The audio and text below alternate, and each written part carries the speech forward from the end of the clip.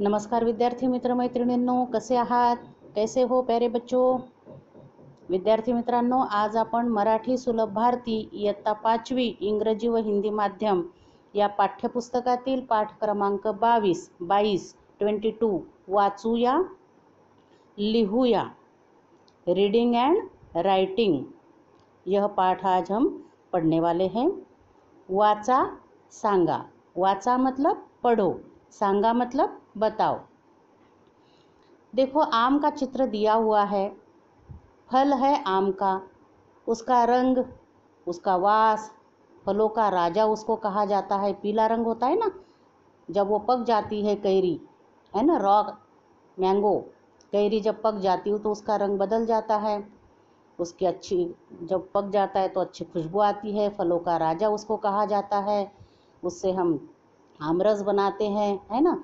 तो ये आमराई का जो बगीचा होता है जहाँ पर बहुत सारे आम के पेड़ होते हैं उसको आम कहते हैं। मी आहे आंबा। आम कह रहा है कि मैं आम हूँ। आंबा मतलब मैंगो। मैं हूँ आम। सगळे मला फळांचा राजा म्हणतात। सारे लोग मुझे फलों का राजा कहते हैं। मी पिकलो की माझा रंग बदलतो। मैं जब पक जाता हूँ तो मेरा रंग बदल जाता है आणि छान वास येतो और बहुत अच्छी खुशबू आती है। किसकी खुशबू आती है? फळांचा राजा आम, किंग ऑफ द फ्रूट्स मतलब फळांचा राजा।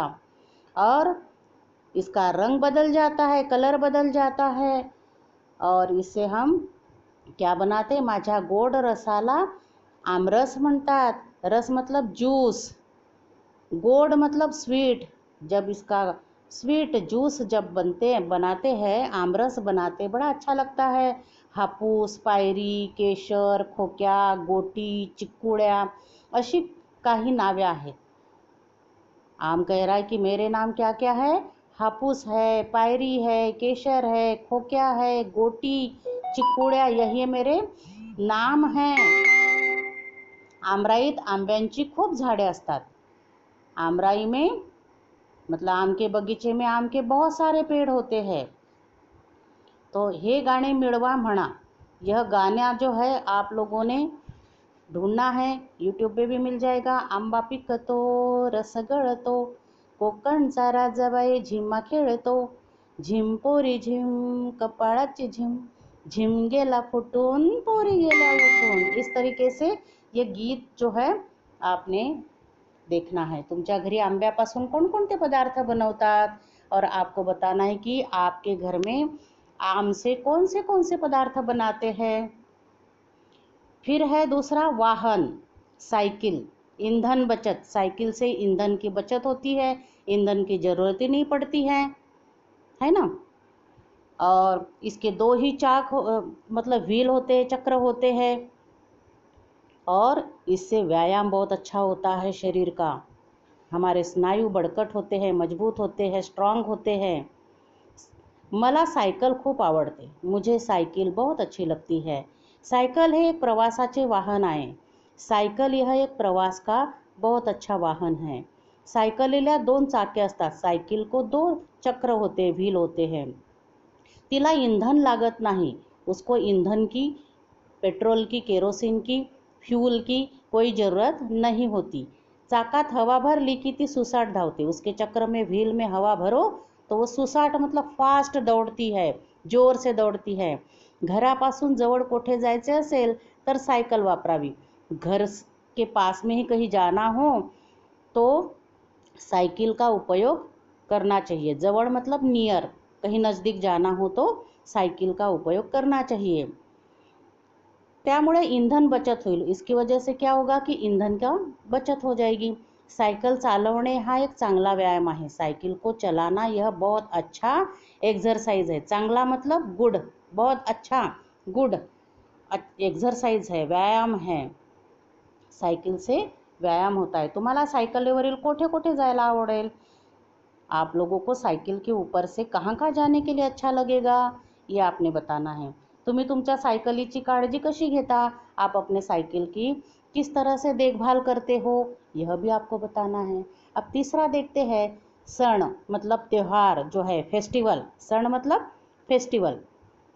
नए कपड़े लेते हैं, मीठे मीठे गोड़-धोड़ पदार्थ मतलब मीठे मीठे स्वीट जो है व्यंजन बनाते हैं, पदार्थ बनाते हैं, चर्च में जाते हैं, सांता क्लॉज को मिलते हैं, क्रिसमस ट्री का कौन सा त्यौहार है बताओ बेटा?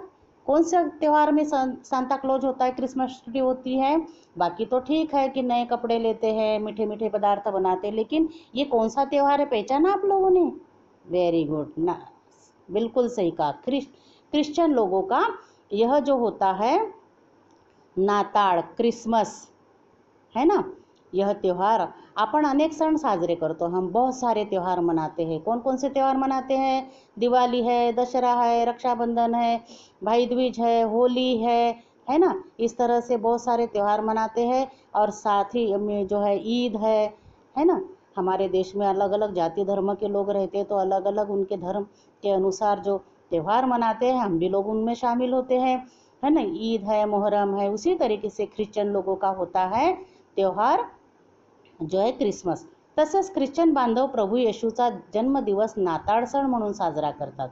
क्रिश्चियन लोग जो है, बांधव मतलब बंधु, क्रिश्चियन लोग जो है यह जो यीशु क्रिस्त थे, प्रभु यीशु क्रिस्त जो थे, इनका बर्थडे, जन्मदिवस मतलब बर्थडे जो है क्रिसमस त्यौहार, क्रिसमस फेस्टिवल के रूप में ये मनाते हैं, साजरा करतात मतलब मनाते हैं। ते या सणाला नवीन कपडे घालतात। वह लोग जो है, क्रिश्चियन लोग जो है इस त्यौहार के दिन, फेस्टिवल के दिन नए कपड़े पहनते हैं, चर्च में मध्ये जातात, चर्च में जाते हैं, प्रार्थना करतात और प्रार्थना करते हैं, एकमेकांना शुभेच्छा देतात, एक दूसरे को शुभेच्छाएं देते हैं। शुभेच्छा देताना मेरी क्रिसमस ऐसे म्हणतात, और जब एक दूसरे को शुभेच्छाएं देते हैं तो मेरी क्रिसमस ऐसे बोलते हैं। क्रिसमस ट्रीवर दिव्यांच्या माळा, फुले, चांदणी यांची सुंदर सजावट करतात, और जब वो क्रिसमस ट्री बनाते हैं उसके ऊपर बड़े सुंदर दीपों की माला इलेक्ट्रिक से, आपने देखा होगा कभी, वो डालते हैं फूल और चांदनी जो होती है उससे सजाते, बड़ा सुंदर सजावट करते हैं, डेकोरेशन करते हैं, और आपल्या मनातील इच्छा सांता क्लॉज पूर्ण करतो। और उसके ऊपर फूल जो है ये फूलों से सजाते हैं बड़ा सुंदर, और सांता क्लॉज जो है वो अपने मन की इच्छाएं पूरी करते हैं, ऐसे मुलांना वाटते और ऐसे बच्चों को लगता है। या सणाच्या दिवशी घरात डोनट, केक यासारखे गोडधोड पदार्थ बनवले जातात, और इस दिन जो है हर एक के घर में जो है जो बेकरी के पदार्थ होते हैं, डोनेट होता है, केक होता है, और मीठे पदार्थ होते हैं, स्वीट जो पदार्थ होते हैं वह बनाए जाते हैं, ते गोरगरिबांना वाटले जातात, और जो गरीब लोग हैं, है ना, पुअर लोग हैं, उनको ये बांटे जाते हैं, त्यांनाही आनंदात सहभागी करून घेतात, उनको भी अपने खुशी में, अपने इस त्यौहार में वह पार्टिसिपेट कर लेते हैं, सहभागी कर लेते हैं। तो इस तरीके से ये जो है त्यौहार, क्रिश्चियन लोगों का त्यौहार बड़ा धूमधाम से, बड़े अच्छे से, प्यार से मनाते हैं। केक बनवण्याची कृती समझून घ्या। किस तरह से केक बनाते हैं? अभी तो तुम छोटे हो, फिर भी कोई बात नहीं, बताया है तो पूछ लेना कि कैसे केक बनाते हैं। प्राणी, शेपूट, कीटक, खाने, मानवाचे अन्न। मछली जो है आपको दिखाया हुआ है चित्र में, मछली, मासा, फिश कहाँ रहता है?